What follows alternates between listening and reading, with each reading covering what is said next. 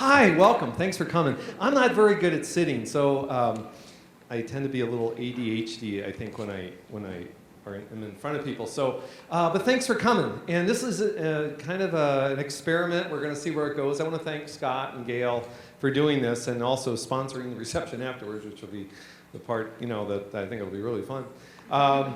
It's a great collection of folks and community people, doc students, undergrad students, just faculty, colleagues of mine that are here. And so thank you all for coming, and we'll see where it goes. This is the way the format's going to work. I just want to share a little bit, contextualize this a bit, and give you some of the framework for how we got here tonight and kind of what's going to happen. Caitlin Bottle is right next to me, and she's my co-facilitator, co-moderator. She's also going to be sharing some thoughts to get the ball rolling. And then we'll turn it over to our panelists. And each of them I offered just a few minutes each to comment a little bit on this intersect between narrative and authenticity. And then we're going to open up to you guys. And we want this to be very dialogic, very interactive, and exploring common ground between the two concepts of narrative and authenticity. So we'll see where this takes us. A little bit on how we got here, I think may be kind of helpful. It started innocently enough, I guess. Fall of 2007, I was teaching a course called Leadership and Storytelling. I do a lot of speaking nationally on storytelling for leaders, and so it was, like, okay, sure, I'll teach a course. And I'm really embarrassed to say this in front of colleagues, but most of the syllabus had TBA. I mean, there was like, I forget how many sessions we had, but there was like introduction, overview of syllabus, welcoming, and then TBA till December when, final papers are due and stuff, because I had no idea what we were going to do with the class. All I knew was Noel Tishy, who wrote a book called Leadership Engine, talked about three kinds of stories that leaders can tell to persuade, inspire, motivate, engage, and so forth. And he talked about who I am stories, autobiographical kind of narratives, who we are stories about departments, organizations, groups, teams, and finally future stories, visionary stories. You give a sense of direction and purpose. So I was really going to teach the course with that framework in mind and really keep it at a level of tools that leaders can use, to kind of communicate more effectively. Well, away we went, and this really smart, including Caitlin, this amazing group of students that were in the class. We got into the who I am stories, and that took us to such depths. It really shocked me, kind of. Students were getting into these narratives that experiences that have shaped their lives and changed their lives in very significant ways, very painful stories, very positive, exciting stories, just a range of them. But what happened as they shared their stories, there was a sense of, and I would hear this informally, but a sense of kind of awareness about themselves that seemed to develop, and even confidence. And I talked a little bit about authenticity at the beginning of the course, authentic leadership being a sort of a framework that I like to use. And the kids said, well, I just feel more authentic. I feel more in touch with myself. So long story short, we finished at the end of the semester, and Caitlin approached me and said, I got to work on my honors thesis this spring, and would you be willing to work with me on it? And I said, well, what are you going to do? She goes, well, I want to talk about the impact of this class. It seemed to really have a pretty strong kind of influence on people, and so I said, sure. I felt immediately over my head, be around honors kids. It's like, and Tim will speak in a minute here, but they're just really bright kids, and some of them are here tonight, and it's kind of intimidating. But we spent this spring really exploring this notion of why sort of working on your own narrative gives you a greater sense of authentic sense of yourself. Well, that spring we submitted a paper to a leadership education conference where we presented in the summer of 2008. Fall 2008, we traveled to LA and delivered a paper there, Caitlin and I, on the class and the impact of it. And we did a roundtable discussion in a huge ballroom, with probably 50 other roundtables at the same time. And I thought, oh crap, we're going to get like 1 or 2 people showing up to ours. Well, by the time we started, we had to get 2 or 3 more tables because we had so many people coming. And it was like, what are you guys doing here? People from Africa, Europe, just around the world. And they said, well, this is interesting to us. How do you use narrative to get people to be more authentic? And I thought, away we went. And spring of 2009, we got a paper published in the Journal of Leadership Education, again, focusing on this topic. And then we reached kind of a point where we realized that we were starting to get in a little bit over our heads what we knew. And thanks to Caitlin's connections with faculty across campus, we began to explore some deeper regions of this narrative and authenticity intersect. And so we first met with Linda, who's just brilliant, and especially in Renaissance literature, but especially autobiographies. And after meeting with her, we walked out, and I said to Caitlin, I was like, God, I feel like an idiot, man. Do I know anything about this stuff, you know? And it's like, man, she's brilliant, you know? In this fall, we met with Tim and then Kirk Besmer, who will also be speaking tonight. And the two of them really sort of schooled us in philosophy, especially Heidegger's notion of authenticity, which we didn't know anything about. And again, it was like this deep dive. And so we began to think about what if we brought everybody together and really began to explore this notion of narrative and authenticity and just see where it went. And so the interdisciplinary sort of faculty dialogue sort of idea came up, and here we are tonight just to explore it. So enough from me and about me and stuff, but the dialogue is really the sort of the parameters by which we're going to kind of go through this evening. And the sense of dialogue is that a lot of listening occurs, but also a desire to explore common regions, commonalities. And so that's what we're going to try to do tonight. So rather than a debate kind of a format, it's going to be very dialogic. So with that, Caitlin. I think I might knock over chairs if I tried to sit up or stand up, so I'm just going to stay sitting. But I probably shouldn't even speak to this because that's what Father Clancy and Dr. Besmer are here for, but 80 years ago, Heidegger said that the most important project of becoming human is striving to be authentic. And that seems really complex, but I can't really think of a more pressing problem today. And for people asking themselves, what does it mean to be real? What does it mean to be not false? Especially for college students. I mean, not to say that other people don't grapple with this problem, but why is it so difficult to choose a major, to decide on a vocation, to figure out what the heck you're supposed to be doing with your life? I mean, those questions when you're in your 20s are just like so demanding and pressing, and you feel like in order to know what I want, I have to make these choices, or otherwise I won't become who I want.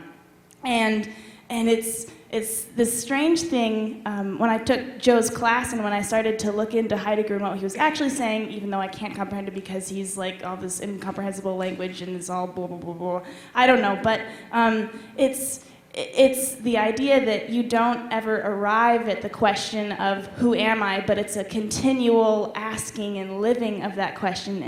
And to me, it kind of blew my mind when I finally realized, I was like, oh, well, that's what authenticity might imply and might mean for me, who's a really confused 23-year-old who doesn't really can't get a sense of what this means. But then when I took Joe's class, it was like this, the themes of narrative and the theme of authenticity in a way that no other subject had for me before sort of mirrored the complexity of reality in a way that allowed me to make sense of all the clubs I was involved in, and all the stories from my past, and all the things I was doing, and all the classes I was taking, and how all of that might translate into who I was and what I might become.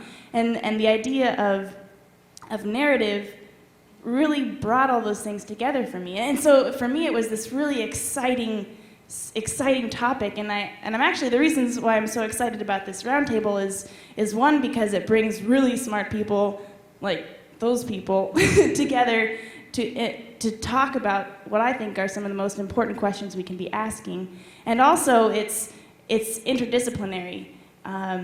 It's the reason why I think narrative can hold multiple, maybe even contradicting truths simultaneously. Like, what else could you ask for?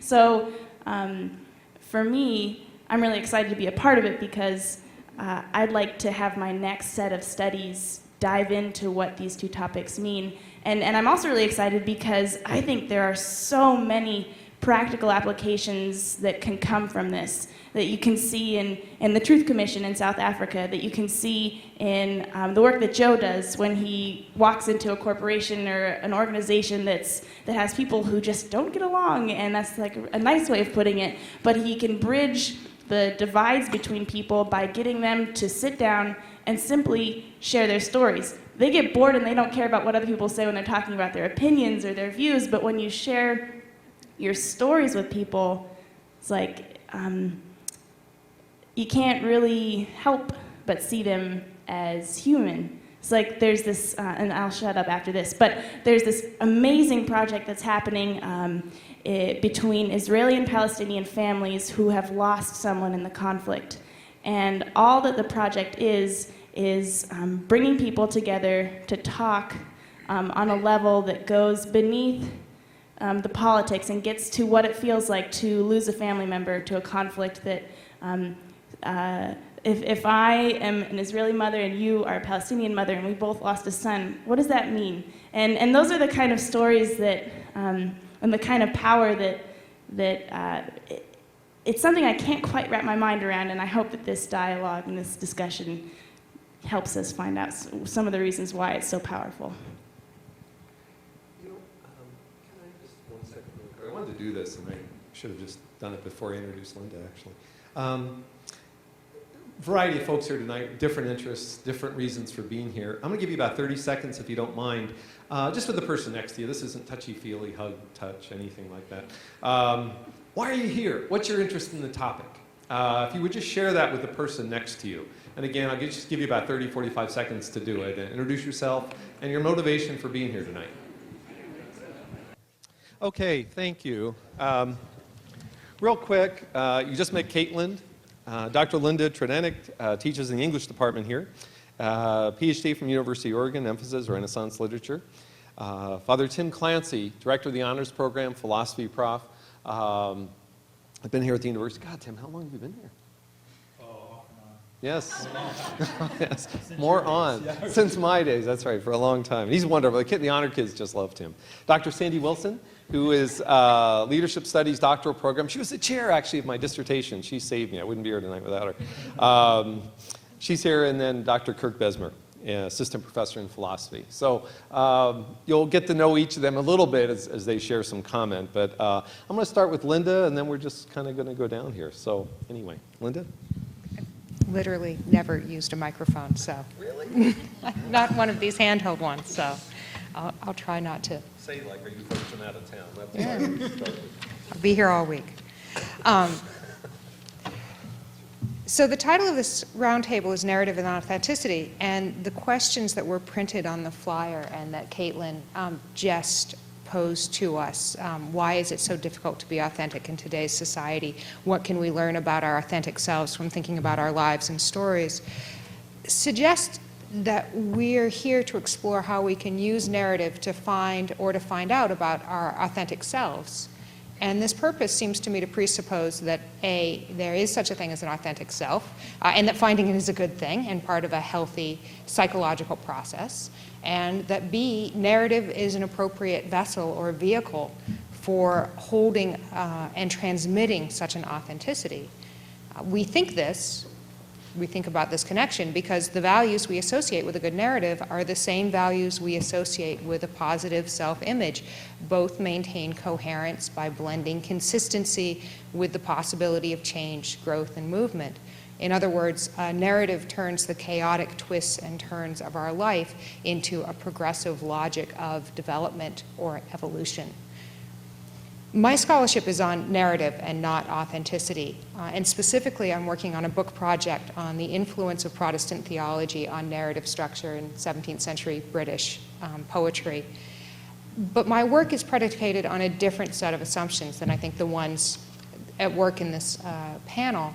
I begin with the understanding that narrative is highly conventional, and that whenever one comes across a good story, one needs to be aware of the hand of the craftsman behind that story, selecting and shaping the raw material into something that is very different than the evidentiary standards promised by the phrase authentic self. Furthermore, narrative is historically and culturally determined and contingent, that the prevailing ideas about what makes a good narrative a good story may be old ideas, but they are neither innate to the idea of narrative itself, nor have they been static even within the history of the Greco-Christian literary tradition. Not coincidentally, the same can be said of the history of the idea of the authentic self, a history that has been explored by thinkers no less than Freud, Marx, and the current guru of authenticity, Charles Taylor. Nevertheless, I think it is true to say that there is and has been a link between narrative and authenticity, one that is tied to the tradition of spiritual autobiography and that goes back at least as far as Augustine's Confessions. However, I'd like to reverse some of the connections that so far have been guiding this panel.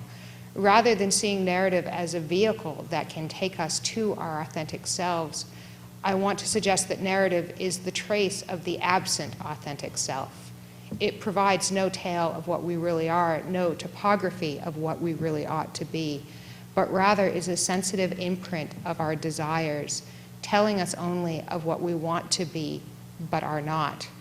Those desires come from many sources: our social and historical context, our class, our faith, the usual suspects, parents, friends, television, magazines, God.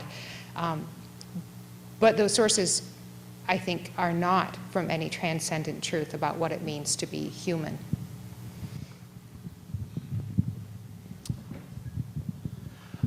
Back when personal computers were first making their appearance, this Jesuit in training who I was working with, he had his apostolic work, or what we today would call maybe service learning, at a homeless drop-in center called the Inspiration Cafe in Chicago.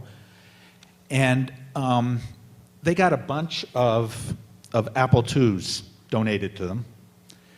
And so he volunteered to teach word processing to some of these homeless people who were very excited about the prospect because computers were kind of a new thing, and it was just kind of fun. So he did that. They had a room full of these old Apple IIs, and he was going to teach them word processing. And of course, the first question is, well, what are we going to write? And he said, oh, write anything. Write letters. I don't know, write your story. Write poetry. Well, what he really was about was not teaching word processing. What he really was about was having homeless people write their story and write poetry. Because he was convinced that narrative and poetry enable you to pull together into some kind of loose coherence all of the chaotic things that were happening in their lives. And depending upon the kind of story you tell, you can find that storytelling empowering or disempowering. You can learn a lot about people from how they tell their story. For example, do they frame themselves as the protagonist of the story? Are they the actor that's moving the action along? Part of what this Jesuit was hoping was that some people would write stories in which they're the protagonist, where they have some agency over their lives. Or are they the antagonist in the story? Are they the one that's always battling the forces arrayed against them? Or are they the victim? Are they always telling victim stories of the various outrages that have been perpetrated upon them? Are there other people in their stories? Or is the story all about them? To understand who we are, we need to have a sense of who we're with, where we are, how we got here, where we're headed. That gives our identity a meaning and a trajectory, a direction. Paul Ricoeur interprets Freud as trying to get his patients to tell their story from the perspective and the insight and the experience of an adult, which leads to them retelling their story in a more empowering way, looking at what they've been running away from the point of view of a more powerful self. And so I'm convinced that stories are very powerful, and that telling how you tell your story can be very empowering or very disempowering, depending upon the genre, the character you play, the plots you plot, as you bring some kind of loose coherence to kind of the everyday events that happen to you and activities that you engage in? I'm going to frame this a little bit differently, looking at leadership studies. And in leadership studies, we're looking at an interdisciplinary program that focuses on leadership from the personal self in terms of who is the leader, and also how the leader then interacts within organizational settings, and then looking at the leadership from global social systems perspectives. I think the narrative, the stories that we tell in terms of our leadership experiences, or the stories that leaders might tell, can be very egocentric unless they are actually invited to be their true selves, or at least to be as truthful and as honest as they can be. Because I think we've all been conditioned in some respect to tell what we think others want to hear. And those kind of storylines are not necessarily truthful, and they're not necessarily transformational. I think the one thing in terms of leadership, which is really true about all of our lives, is that it's within a context of human ecosystem. It's not just the leader by him or herself, but rather it's really the leader within the context of many human beings, very complex web of human relationships. And our stories are always about relationships, how we relate to not only ourselves, but how we relate to others. And that's a critical factor in our lives personally, as well as in our lives as leaders. As well, the human ecology really points to the importance of a cybernetic system, a system whereby we get continual feedback so that we can self-regulate in some way. And I think our stories are about self-regulation. As well, the human ecology, that way of looking at leadership, or our leadership within the context of human ecology, is to take into consideration the life cycle, in that things are here and then they're not here. Things are created, things die. And that is an absolutely important part, I think, of the stories that leaders might tell, or what we might tell in terms of our own personal stories. The authentic leader is really a leader who knows him or herself and takes that into the organizational setting, or in the institutional setting, in a way that can create a positive ethos for that particular setting. And what I mean by that I mean that the person is able to actually create an environment that can be creative, that can accept death, that can generate energy to do the work that has to be done within that organizational setting. And that work is done in a collaborative, cooperative manner. And that's part of the human ecology. I think what gets in the way in terms of the authentic leader, it's really easy to think about what does authenticity mean. And I don't know for sure if I know what that means. I'm always trying to be as authentic as I can, but I know that it's a moving target. I don't know exactly who I am, what is my true self. I think I get glimpses of that once in a while.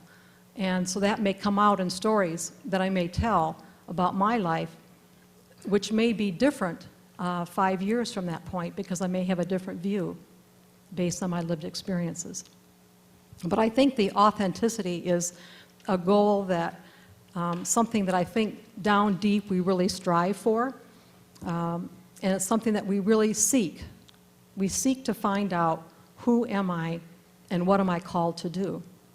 And I think those are very important questions that we ask. I think what gets in the way in terms of us finding ourselves, James Hillman, who's a Jungian psychologist, talked about the notion of growing up and growing down. And I think, and he talks about the fact that when we're born, now this may be a different belief system than what you have, but there's a daemon, the Greeks call it the daemon, and then there's a daimon, and then there's the genius that the Romans called, and then in the Christian tradition it was called the guardian angel. So at birth, the myth in terms of the Greek mythology and the Roman mythology is that there is a unique aspect at our birth, that we are given gifts, unique gifts, that are with us all through our lives. And the problem is as we grow up, we get into these other ecosystems, we get into our families, we get into other types of organizations, we have peer pressure, we get into communities, and all of those things condition our thinking in a way that may take us away from that genius, that depart us from that sense of our real true self, if that's the core of our being. And there's a whole thought process that is a systematic entity within ourselves. And David Bohm, who's a physicist, talks about thought as a system, in that we're not truly free to make decisions as we really believe or based on our true selves because of the conditionings that we have within ourselves that sort of build up through our growing up period. He didn't use the term growing up. But I think that's an important thing because we tend to respond to things with an emotional response that we don't have any control over. And that sort of takes over our whole thinking, which I think takes us away from that true core self, and which requires a whole sense of mindfulness, consciousness to be in touch with that as best we can. And I really appreciate Lonergan's thoughts in terms of growing down, because growing down means that we then recenter ourselves, we recapture what it is that our true gifts might be. What is our true calling? And even though some of you may be young, I'm not young, and even though I am 65 years old, I still wonder, what is my calling? You know, that's not a question that's just automatically there. It's a question that continually generates. But Lonergan talks about the first philosophy, the fact that we're born with a first philosophy. And that is really the human spirit. It's something that is not given by humans. It's something that is beyond the human capacity. But that first philosophy, which is really part of Aristotle's thinking, which then later was termed metaphysics, it is something that we question. And we're actually born with this sense of questioning and this inquiring spirit. And it's the kind of questions that we ask that can help us to see who we are as a person. So keeping track of what do we wonder about at a very deep level? Why is that important to us? And how do those questions get incorporated into our story? Instead of just outcomes, maybe we can tell stories about the questions that we have.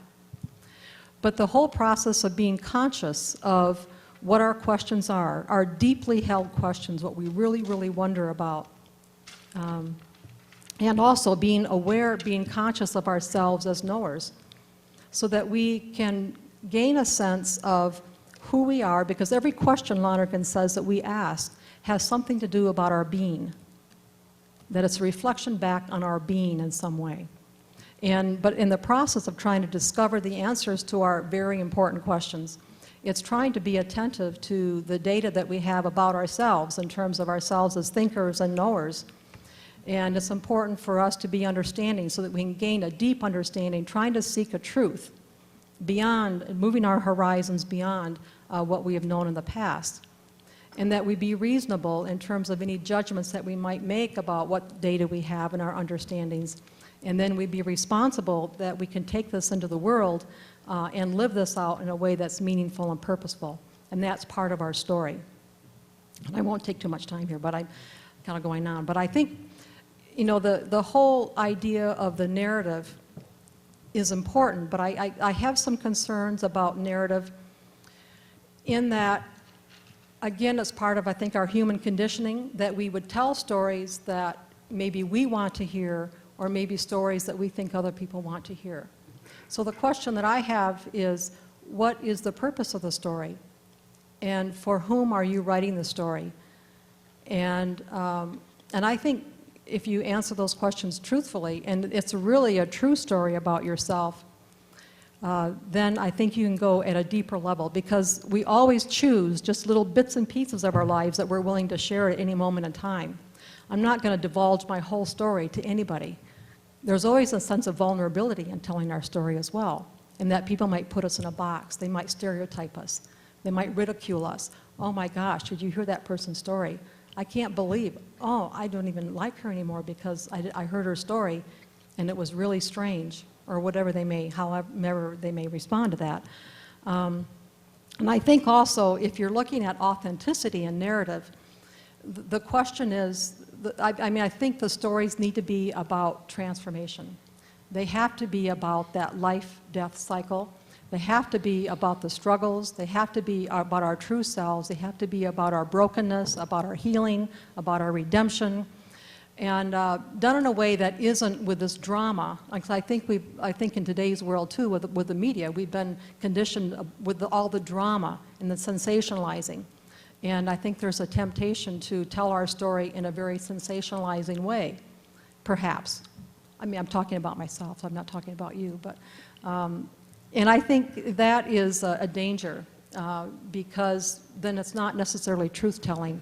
It's about trying to impress people with your very important story, which is a very important story, but it may be overly dramatized.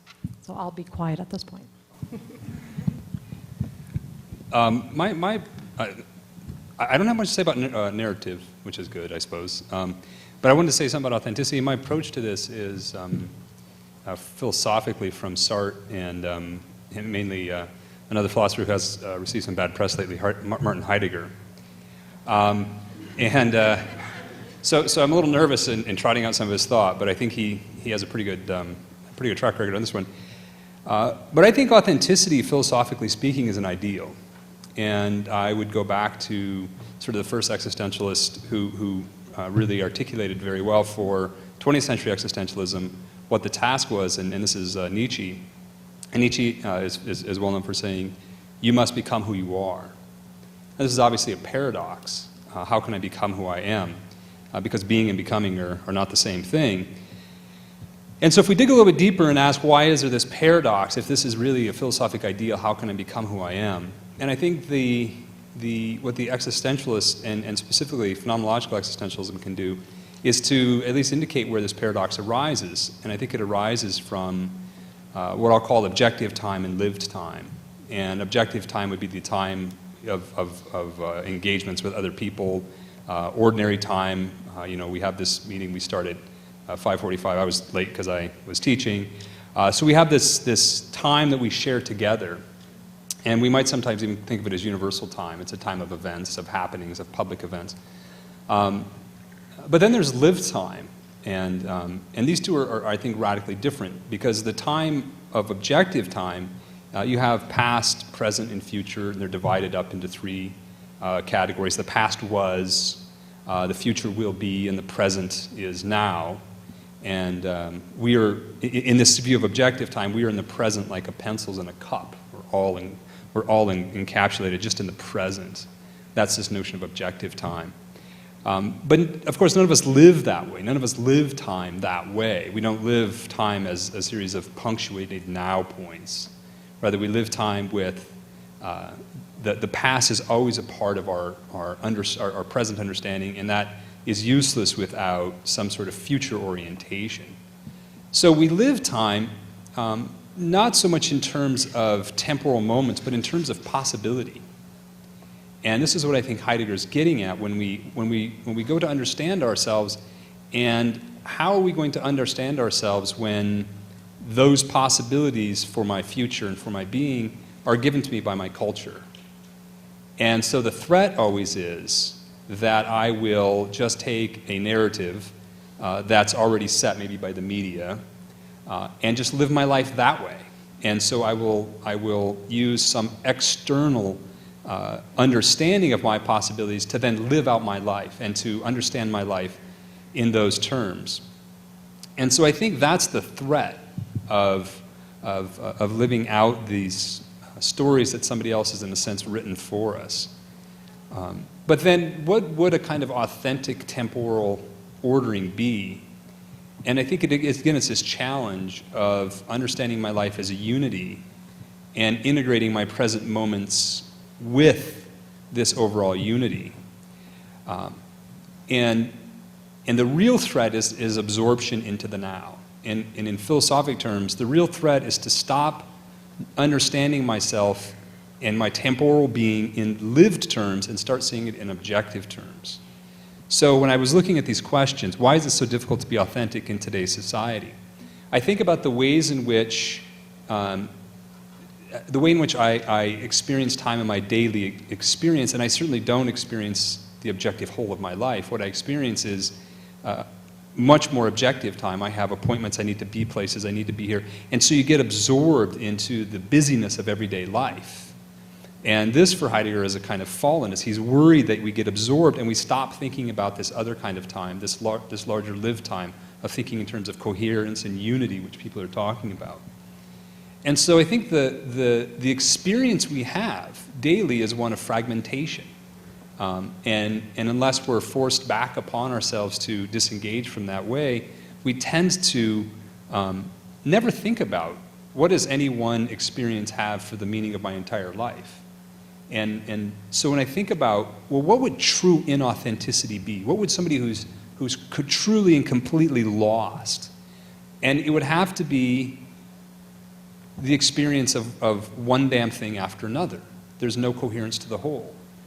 And I just think that is something we experience ourselves from time to time, but I don't think anybody experiences it all the time. In other words, I don't think there's this complete dispersion, and so that's why I think this idea of authenticity is a continual challenge, because we're constantly seduced back into the busyness. That's how we go about meeting our goals and living that unified life.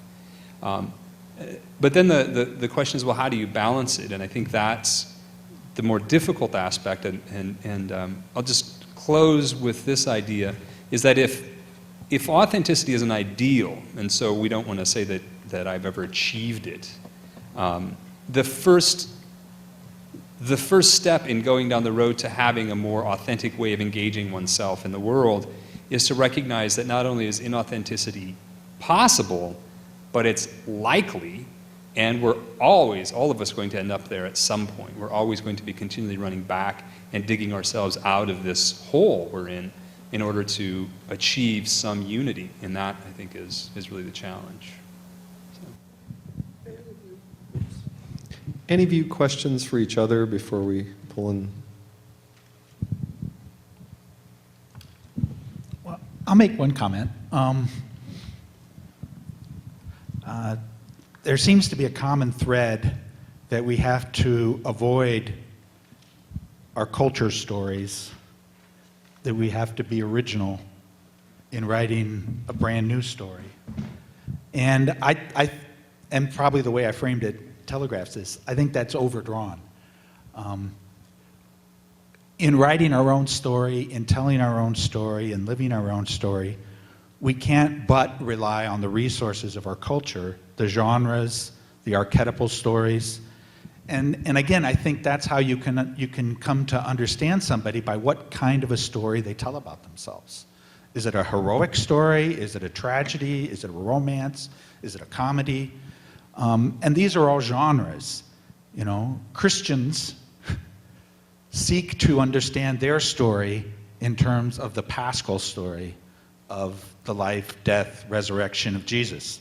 And when you go on retreats, it's inevitable that the retreat is going to be structured in terms of awareness of sins, desire for conversion, death to the old self, birth of the new self, testimony, going out into the world.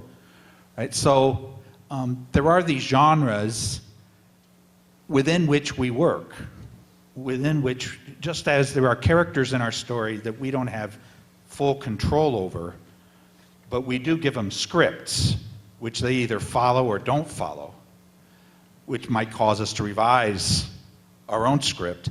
So too, there are these narrative patterns, these genres within which we have to write if our story is going to be intelligible to ourselves, to others. And finally, another point in my questions about how to understand somebody telling their story is, who are they telling it to, right? I mean, telling my story is empowering only if there's somebody listening, only if it makes a difference, that I feel like my story is worth listening to.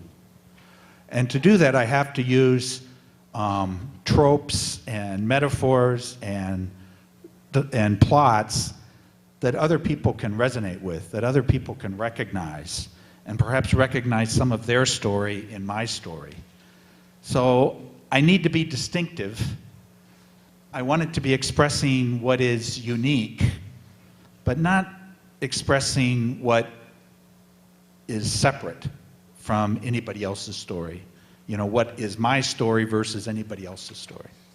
It's more kind of the way we weave together our commonalities that I think give our individuality its uniqueness. Schleiermacher likes to identify, Schleiermacher's my hero, even more than Charles Taylor. And Schleiermacher defines individuality as a function of style over substance. That my individuality is the style in which I live. It's how I use and draw together these common elements of my life that are shared with everybody else in their lives, rather than what I have that nobody else has, or what defines me over against everybody else, which I think is the trap of a very kind of subjective notion of individuality and authenticity. I would further that. I would say not only can we not avoid the stories our culture tells us, but we only know how to tell the stories because our culture, to some extent, dictates that. And I think I'd go even farther than that and say that from the type of stories our culture tells us to tell, that's where our idea of what an authentic self looks like, that it is, the authentic self is a function of the storytelling that we do, and that storytelling is cultural and inherited and determined and all of those things. And this is why storytelling can be disempowering, is if your culture doesn't give you the resources to tell your story. In other words, you don't have the language. That the only language I have to tell my story is a language of deviance or abnormalcy or evil. I think you want to tell a story because your story, your experience doesn't match that cultural norm. I mean, that's the motive, huh? That's what I'm trying to argue. But I haven't published it yet, so don't steal it. Well, we had, when Caitlin and I met with Linda the first time, one of our questions that Caitlin and I have wrestled with is, what is the drive towards autobiographical writing? I mean, what is behind that? What causes people to want to do that? You know, MySpace, Facebook, these are all sort of autobiographical sort of tools out there that people utilize. And so is there a striving towards coherence to make sense of your life in a very fragmented kind of culture?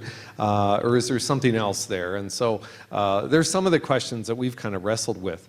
I'm going to turn it over and invite you guys to join us here. And Chris, can I put you on the spot and just sort of kick us off? This is kind of my plant in the audience. Dr. Chris Frankovich, who teaches leadership studies. So, and I mentioned, we've talked about this a little bit. So, Chris, question, commentary.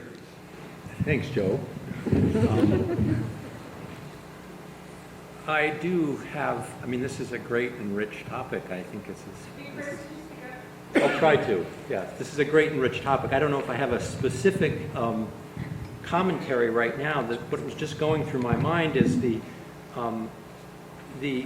what Kirk said about, and as I understood him, about the phenomenal nature of our being, that we are in this lived temporal experience, out of which I continue to grow, to spark, to metabolize, to be. And I speak, and I want to speak, and certainly that impetus comes from my culture, but there is also something fundamental about this organic, I guess you'd call it, emergent me that continues to rise up, that is, I think, unique, that is individual, that is spontaneous. And I liked what Father Tim Clancy said, that to be, I think you said it, that I want to be individual but not separate, or not to be out of community but to stay in a community. But I guess my point is I appreciate this conversation, but I do think that there's rather, we have a tendency, I think, to forget the phenomenological and the physical and the right here, right now in lived experience, because I would submit that much of our argumentation and much of our theorizing is done in the realm of the objective time, using scripts and using theoretical frameworks that our culture has trained us to use to characterize our life in. One of the things that I'm interested in is being able to work in the classes that I teach anyway, and to see if it's possible to, through language and through ideas, actually develop consciousness and practices in some sort of way that I would begin to both speak and live my life in a way that is true to lived experience as opposed to objective time. I mean, that's my point. That's what I would hope. And I would further say that much of what post-structuralist, postmodern theory, quantum physics, etc., have done for us is create the possibilities for that conversation. But like Alfred North Whitehead said in 1934, even then he said to people in a lecture he was giving, why are we still speaking with these same tropes and frameworks when we know that the end of the 19th century upset that whole apple cart? And I find myself in my classes doing the same thing, saying the same thing. Why are we still speaking in those same ways when we know that reality is not as simple as our objective and propositional logics would have it? So, to the extent that this conversation gets into that, I think it's terrific, and I enjoy telling stories. Thanks, Joe. Anybody want to respond? Good. All right. Let me open it up. I want to do something kind of funny here. Claire Rudolph Murphy's here. Claire is a writer, well-published, does a lot of life writing, stories about people. Claire, just sit there. What's occurring to you? Because you do a lot of sort of biographical writing, you've written a lot of stories that I think are very authentic in the characters you portray. So how is this discussion landing on you? Well, I was thinking about the narrative arc and how you're always, when you're looking at your own life and you're looking at other people's lives, you're looking for that, conflict, crisis, resolution. And when we're trying to write about our authentic self, sometimes we think, well, I'm still a work in progress. I don't have any climax resolution. So I think we should be drawn to parts of our lives, a narrower part of our life. I have a theory going with my own writing right now that when you're reaching a challenge in your work on a topic, it's parallel or it's a metaphor for a challenge in your own life.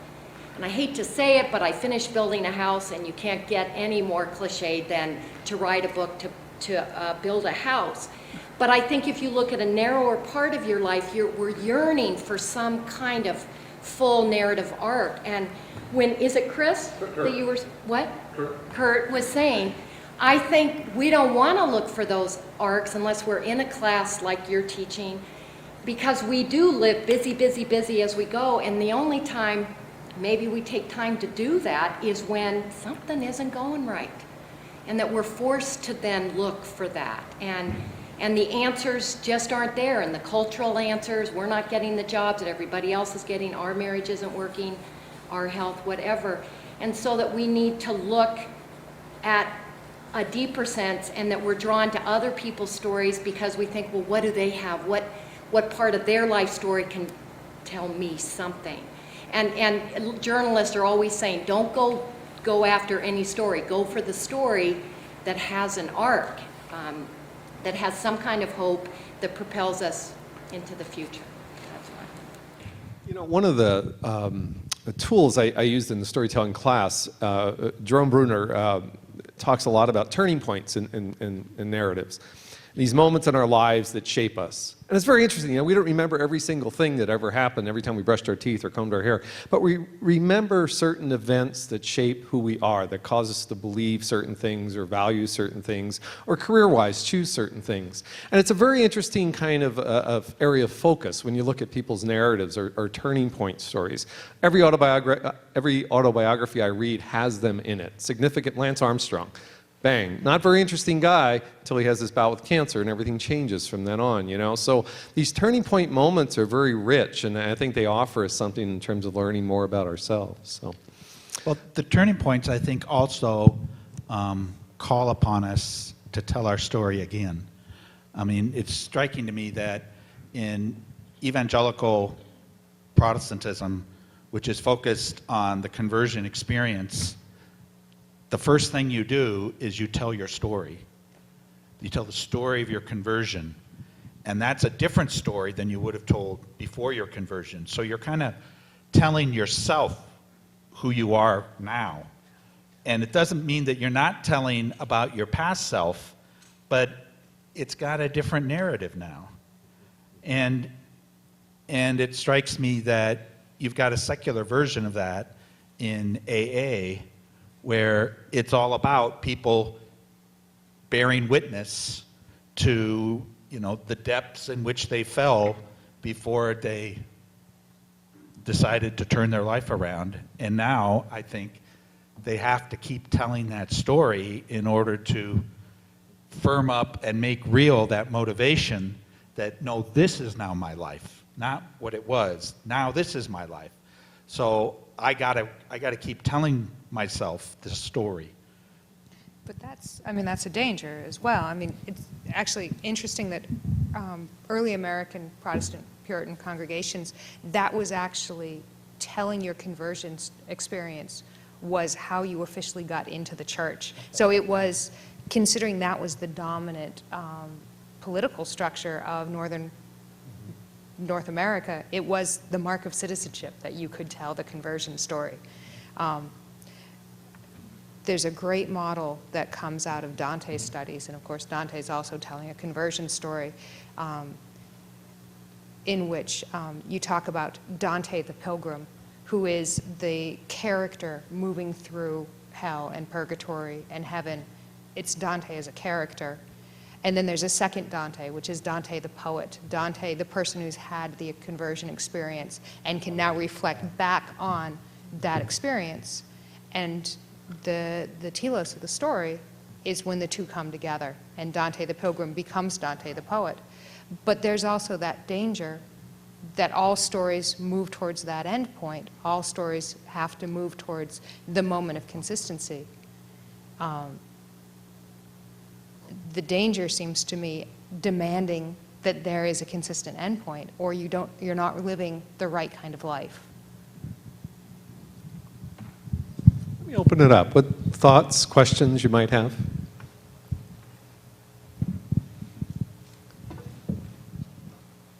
Well, wait, I just want to follow up on this with this last thought, because, to get back to this idea of paradox, is when I'm telling my story, I'm no longer the person, there's a distance between my identity as storyteller and my identity as actual person who this is about. And I think that's where the dilemma comes in, because you need to have these publicly accepted narratives and also publicly accepted judgments that fits your story. It's not that any old thing will go. And so I've often wondered whether the stories we end up telling about ourselves are written before we get there. In other words, obviously I can't tell any story about myself, but there's a couple I could tell. And then the question is, well, why do I tell the one that I tell? Or why do I have that self-understanding when it's underdetermined from my experiences and the events in my life? And it seems to me that that's a moment of almost Proustian remembrance. It's already there. And so I'm not so much writing my story, or I'm discovering it. And I think that's where we get this idea of trying to discover my true self, right? And these moments of crisis always throw me off my kilter, because it seems that that's the point at which the story I've been telling up till now maybe doesn't fit. And so we go back. But I think if it becomes a kind of obsession to find my story, then there is already a faulty step there. It has to be written, in a sense, before I get there. I think that's the sense I have of it. Written before I get there. I guess that's the sense when you're like, oh, of course it happened that way.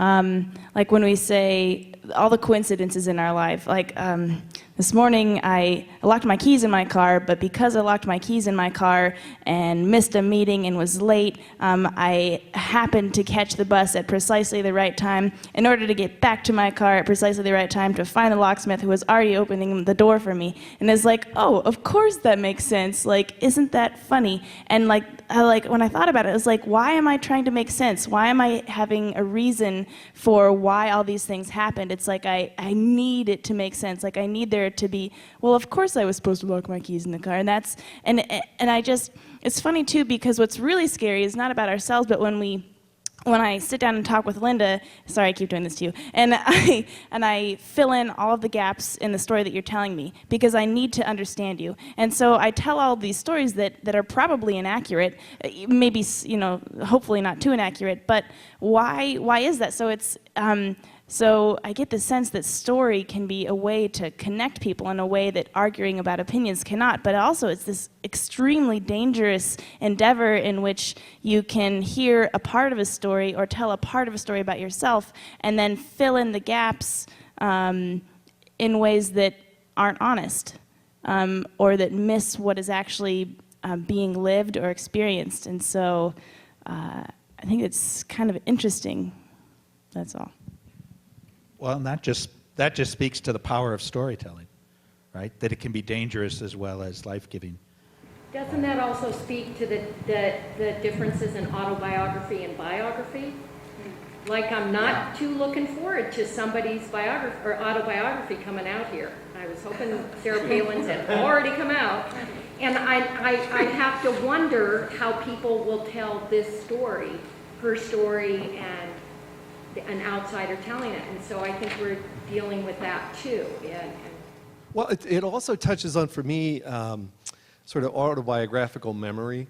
And it's like, what do we remember that we included in our story? And what do we forget? And it seems to be a sense of needing a coherent narrative that we could hold on to. Otherwise, we fragment and sort of break apart. And so we remember certain things from our history, those meaning-making, identity-shaping kind of experiences that, like hers, that we want to project to the public. This is the story I want to say or tell. And so I'm going to remember that stuff. And you talk to people, they remember certain things and not others, So this memory thing I find fascinating. Did you have a question, Marnie? Well, I had a comment I was just going to toss out because this is a slightly different take on all of this, and it's not very deep, really, but it's very present in my life. My significant other is settling, for the past 2 years, has been settling an uncle's estate. The family has been hit by tragedy many times, and he discovered several very unpleasant family surprises in the course of settling the estate. So here is this gentleman grieving these many turns and unseemly pieces of his own family. And so when he tells his story, it's as though he's trying to heal himself of it and to separate, to grow out of it, versus what you're looking at, Caitlin, to become yourself more. So it's fascinating to me that, the different uses, personal uses we have for telling story. I just wanted to share, is this on? Yes. Okay. And hopefully my mother doesn't mind. She's not here, she's in Michigan anyway, so she won't hear me. Respect her in, actually. But anyway, my mother grew up in a very abusive family, and she was abused tremendously as a child. And it was just horrific what she had experienced. And so when she tells the story of her childhood growing up, just the look on her face as she's telling her story, it's very painful. And she sees herself as a victim. And you can notice that whole sense of being a victim in other stories that she tells, even in today's world, in today's life, and she's 92.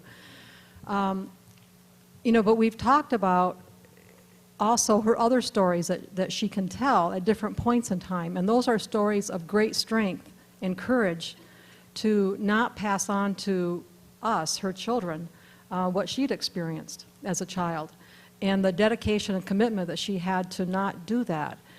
And those are different kinds of stories. And then her whole face changes in terms of how she has been strong and how she has been successful in doing that. So I guess the point of my story is if she didn't, she tells the victim stories all the time, then she becomes the story that she's telling. And it's poor me, it's everybody's against me, and I don't have a chance to survive because I'm a victim. And which is really totally different in the energy that she has as opposed, for that compared to the energy she has for being really courageous. So. One of the distinctions I found helpful was, and I think it was only, or somebody was talking about autobiographical writing, it could be archaeological, going back to dig up the facts, or is it more like somebody weaving fabric and choosing certain threads to include in a certain tapestry? And it seems like it's more of that than an archaeological dig. So, yeah. So question for Sandy. Do you think your mother, when she tells a story that reflects on being a victim, which she probably does at some point, or the courageous, do you think either one of them is more authentic? No, I think both of them are authentic. I mean, her pain is real, and that's always going to be with her. I mean, her whole sense of being a victim, because she really was a victim, and that has imprinted her life greatly and deeply. So, but that's real for my mother, and the other one is real too, because that's another experience that she's had, and so both of them are real. And even though they may seem a little bit conflictual, they're all integrated into how she lives her life today. Sure, yeah, let me, one sec, go ahead. I just had a question about the authentic leader. We're using the expression authentic as a good thing, but is an authentic leader necessarily a good person? And the things that I've seen in my experience is that an authentic leader may not necessarily be a good person, and they may not necessarily be an individual, and they may not necessarily be telling the truth. But they are authentic in the interactions with the people that they're telling stories to. So to be a good, authentic leader means that you just make a connection to someone, right? So they can even tell the same story and make different connections to people. So I guess the question I have is really, does authentic have to have that meaning that it is good, it is an individual, it doesn't have to have a good connotation on it, whereas it could just be the interaction between the person listening to it and the person telling it and how good they are at telling it.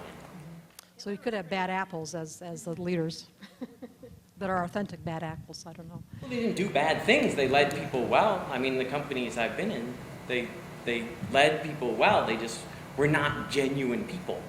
They got us all motivated, and they got us to do things that were good, and we were successful. But they might not have been telling the truth when they were doing it. They weren't breaking the law or anything. They were just not genuine people as most people would think of them. They were good leaders in my mind. Yeah, I guess if somebody is using stories to establish relationships that they can then use for their own ends, cynically, manipulatively, that's not authentic in my view. But authenticity as an interaction, what does it mean to be authentic? We haven't talked too much about what does it mean to be authentic. Well, I think it extends does the person beyond believe you is one way of saying it, right? I think if it's going to be authentic, I mean, for me anyway, authenticity is a value. I mean, it's a value term. It's not a descriptive term so much, which means that it can't simply be restricted to instrumental efficacy, to me. Well, go ahead. Well, just picking up on that, I mean, you actually, a lot of what you talked about with authenticity was about audience. And so, I mean, it seems that at least in part you believe that it's a community, it's dictated by community rather than by necessarily how one feels. And so, I mean, it does seem like there's a portion of it that's external to your own understanding of your story even. And I mean, to expand that slightly, you brought up indirectly Freud. And I think Freud speaks to something that something that almost everybody's been talking about memory, for one thing. I mean, you were saying that memory, we shape ourselves through these important memories, but Freud, it seems, would argue quite the opposite, that in fact, the most important things are things that we don't remember. And Freud would also say that it's telling stories that brings these things out, but it seems to me that Freud is also a perfect representation of somebody who is not so much talking, it's not a source of authenticity, it's authority. That somebody, that through psychoanalysis, you're going to have somebody who's going to help you and help, I put in quotation marks, shape a story that you yourself are unaware of. And he, I mean, oftentimes Freud would tell you what your dreams meant. And in fact, his early theories were everybody was molested, everyone who's suffering from hysteria was molested, and I'm going to find where that was in your story. And I would also say that over the course of his career, he went from the ego ideal to the superego, which is this increasingly punitive form of authenticity. This idea that your story from within is something that is actually relatively punishing. And so it seems to me that authenticity is really just another way of saying authority. That it is always going to be a disciplinary form of construction. I mean, we had some of the phrases that have come up are self-regulation, framing. These are all ways of sort of dominating yourself or being dominated from outside. So I guess one of the and one last thing about that is we've talked a lot about autobiography, but the two most famous autobiographies, and going back to the Protestant sort of these confessions, the two most famous autobiographies are called confessions. These are abject. It's about abjection. It's about revelation for the sake of sort of saying these are where I've gone wrong. And I mean, of course, Rousseau is notoriously inauthentic in his confession. But it seems to me that autobiography is very often an effort of revealing for the sake of discipline, or to, you were talking about Dante, to show that you have been thoroughly disciplined.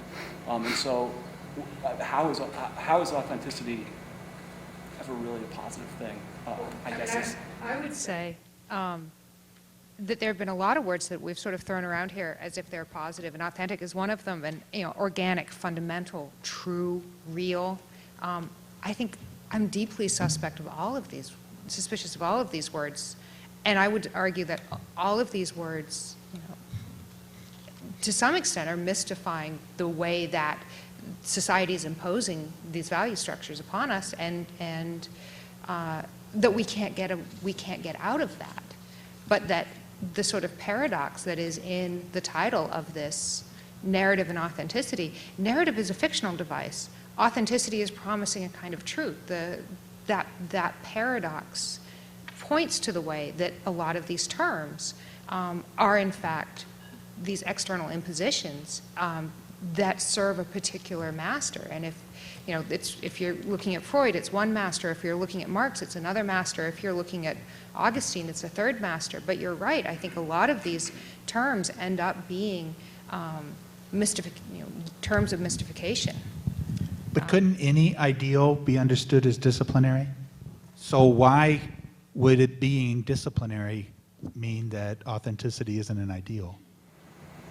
I mean, well, I suppose that assumes that idealism is necessarily a positive world philosophy. Isn't that what ideal means? Something I strive for? Or something outside the material world. Yeah, I assume you're putting it against a sort of materialist philosophy. I'm getting worried about time. We almost have to, I'm just going to give one or two people just a chance to jump in. John, go ahead. John Caputo, by the way, teaches communication leadership here.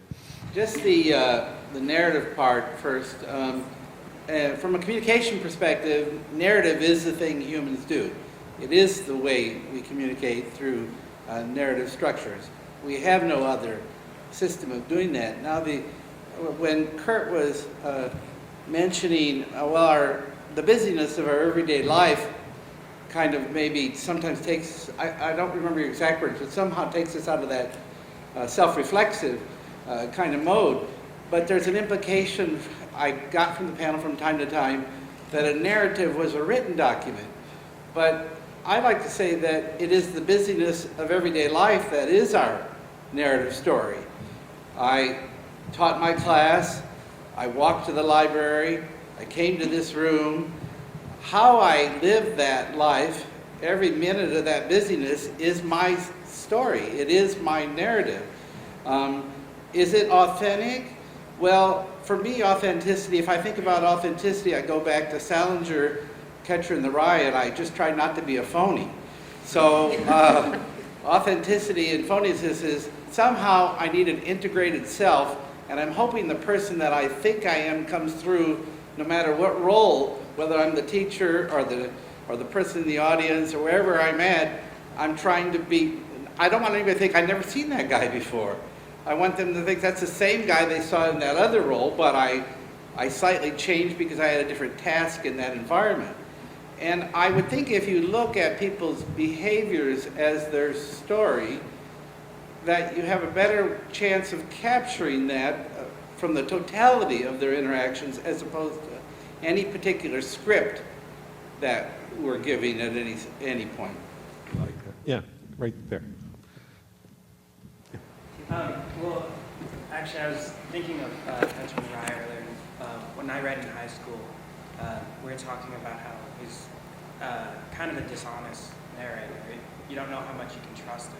And I was wondering if dishonesty is the same thing as being authentic.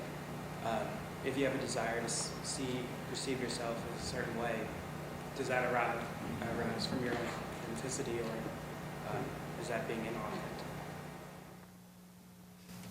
Well, just to get back to this point and maybe draw this in, I think you're right. I mean, you say it's how I go about doing these things that determines a more authentic way of getting caught up in the busyness. And I think, yeah, but the threat always is that that somehow the busyness will force me to lose focus, or I'll stop understanding why am I doing this. And I think that strikes me as the point at where the phoniness comes in, when one no longer understands one daily task as fitting into some overall notion of oneself.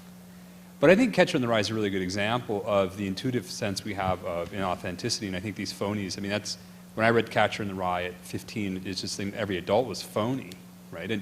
And I think that's telling, because what strikes me is, I mean, the question of authenticity and authenticity, for whom is this most pressing?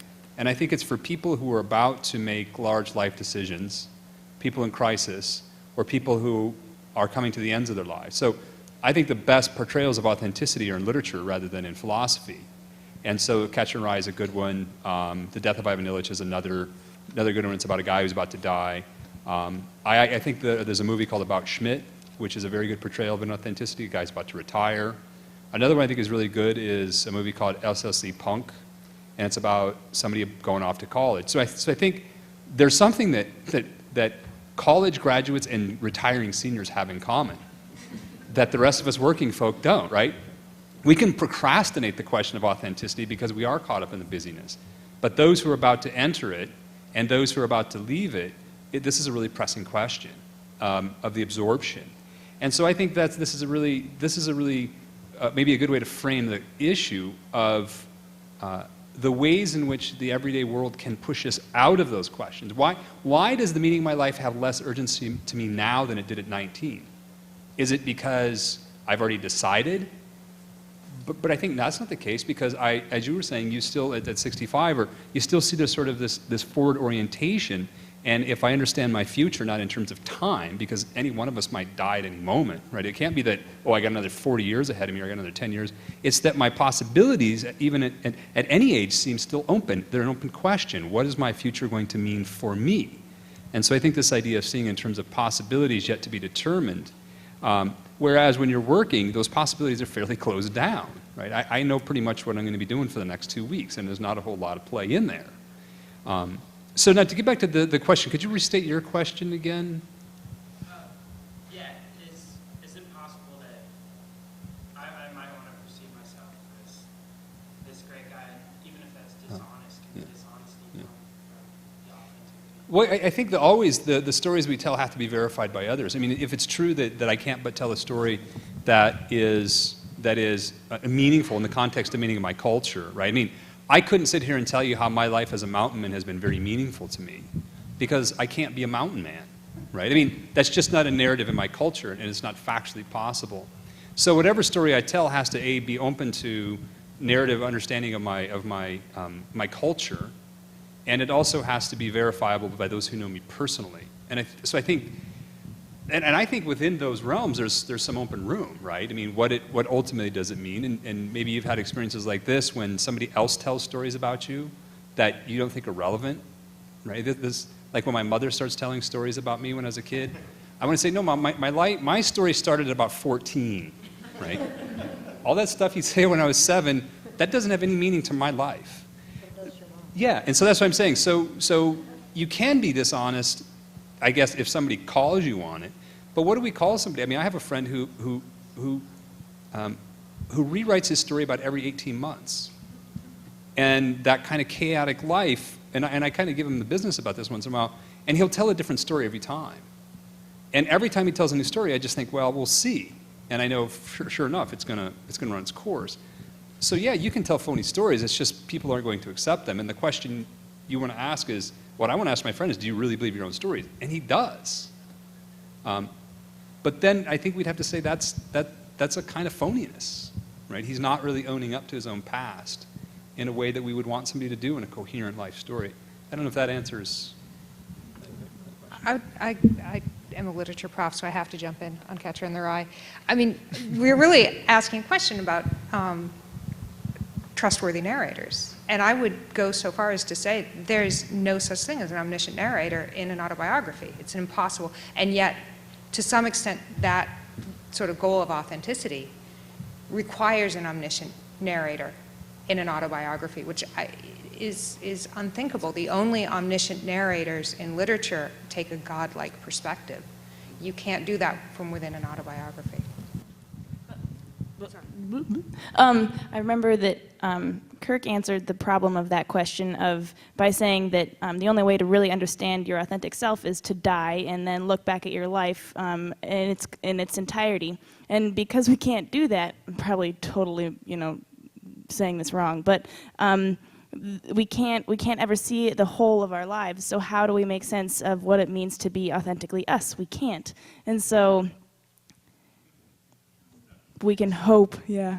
But that's what when I say this, it's a paradox, right? I mean, there's multiple paradoxes there, and I think there is something to be said for the way others tell my story as well, right? I mean, Sartre famously said, "When I die, my life is for others," right? I mean, others are going to write my story, and that's ultimately the way it goes. And this is why giving a eulogy is such a harrowing task, especially if you love someone, because you really can't say what their story was. I mean, you to really sum up the meaning of their life in whatever time you have seems to be a kind of violation of that life. And so I think there's something to, but that's what we must do, right? That's the point. For others, my life is always a story, and that continues when I'm gone. I mean, even when I'm not in the room, right? I mean, that's.